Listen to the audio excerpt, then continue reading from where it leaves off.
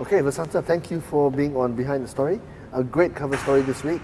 I just want to know what catalyzed your selection of this story as a cover story this week. If you notice, there was several store closures, all happened nearby within a span of 3 or 4 weeks. One was Paksan in Sungai Wang, and then we also had something happening at Aeon Quill City Mall, and we also heard of a hypermarket closure in Malacca.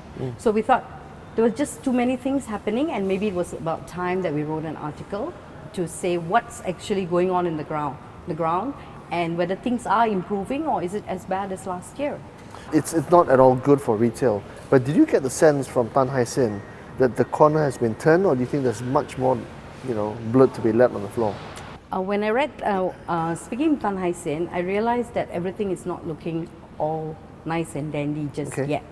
There is still time to go for it to recover, but there are pockets of recovery here and there. He did say that it's not time to celebrate, but at the same time he said that, hey look, there are so many new retail brands coming into the country, which means that they think that things are going to are looking bright for retail in Malaysia.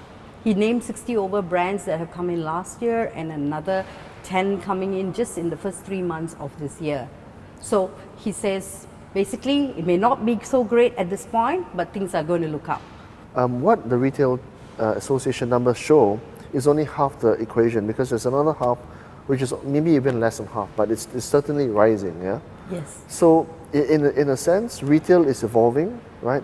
It's moving online, but it's also evolving in new directions. So how is the Edge going to cover this sector going forward?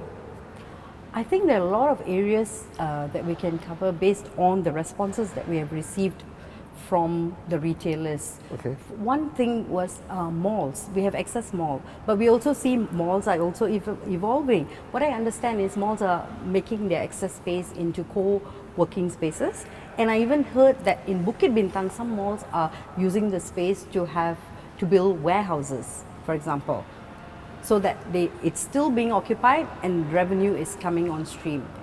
The other thing is, as Sunway Pyramid mentioned, the China brands is something that we should look out for.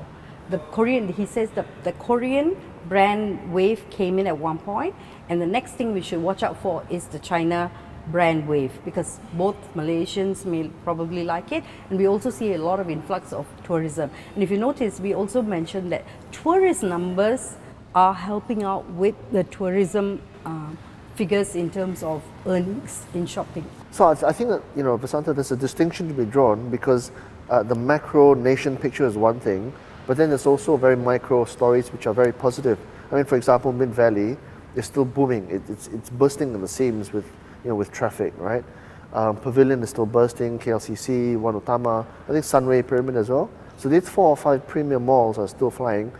Even Capital Malls is investing heavily in Sungai Wang.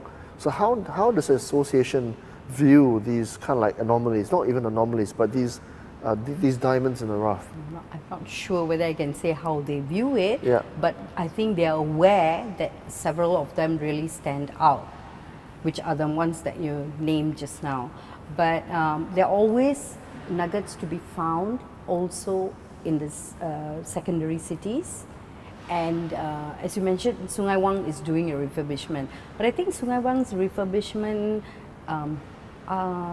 probably it's time for them to do one, because I think they started losing some business when Bukit Bintang Plaza closed, because it shut off the access to the parking area. And we also had the MRT work going on. I think when the time is ripe and the economy improves, they should come back strong, probably. For more on this story, pick up a copy of the Edge Weekly at all good newsstands.